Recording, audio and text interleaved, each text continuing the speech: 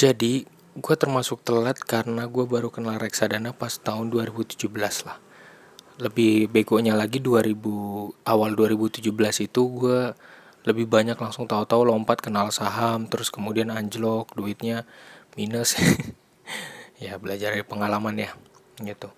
Dan sayangnya lagi, gue kenapa harus di tahun 2017 saat gue lagi S2 saat itu baru kenal. Kenapa nggak dari dulu-dulunya pas gue muda? Ya simple sih, nggak ada yang ngajarin, nggak ada yang ngasih tahu, nggak ada yang bisa kasih tahu tentang ilmu investasi, edukasi investasi nggak ada.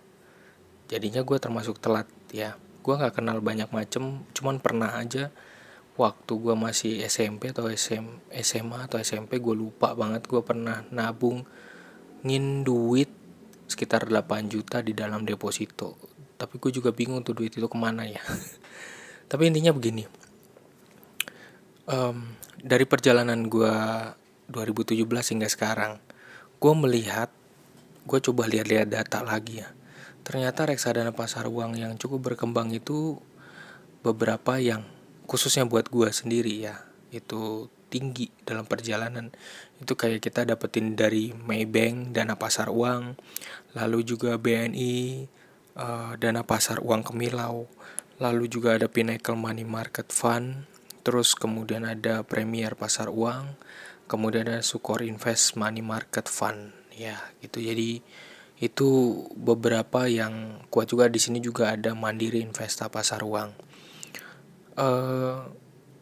Gua nggak rekomen soal ininya, bukan rekomen soal fund manajernya, karena fund manager ini sesuai dengan kebutuhan gue, belum tentu cocok dengan kebutuhan lo dengar terus kemudian lo masuk. Ini bukan pom-pom, ini bukan endorse, ini bukan affiliate ya. Jadi ini hanya bercerita terkait dengan pengalaman gue masukin uang berinvestasi, baru belajar 2017, dimasukin sebagian besar di reksadana pasar uang, 70%-nya gue cicil pelan-pelan. Dan gue cuman sedikit menyesal aja bahwa gue mengenal ini setelah ibaratnya gue udah pas S2 ya, udah habis lah umurnya, udah habis. Seandainya dulunya dulu gitu, masa SMP SMA ada yang ngajarin, mungkin gue termasuk orang yang beruntung gitu, punya investasi sendiri.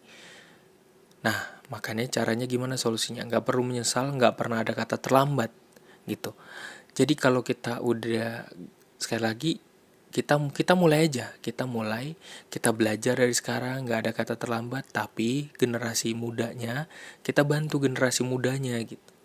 Kita bantu, kalau kita punya anak ya kita bantu anak kita udah mulai cicil menabung, belajar menabung ya, dari hal-hal yang kecil kemudian mulai berinvest. Orang tuanya yang ngatur, kita yang ngatur buat anak. Nanti suatu hari ketika dia gede kita jelasin, kemudian dia akan turun temurun, itu akan menjadi hal yang baik gitu. Itu aja sih kenapa kali ini gue agak sedikit menyesal dengan masa lalu gue gitu. Yang baru gue tahu menghabiskan waktu cukup lama hingga baru mulainya 2017. Tapi sekali lagi nggak ada kata terlambat, karena kita punya kesempatan yang besar untuk generasi-generasi muda berikutnya. Salam dari gue, Lembu Tamun. Oh iya, linknya ada di deskripsi ya. Thank you.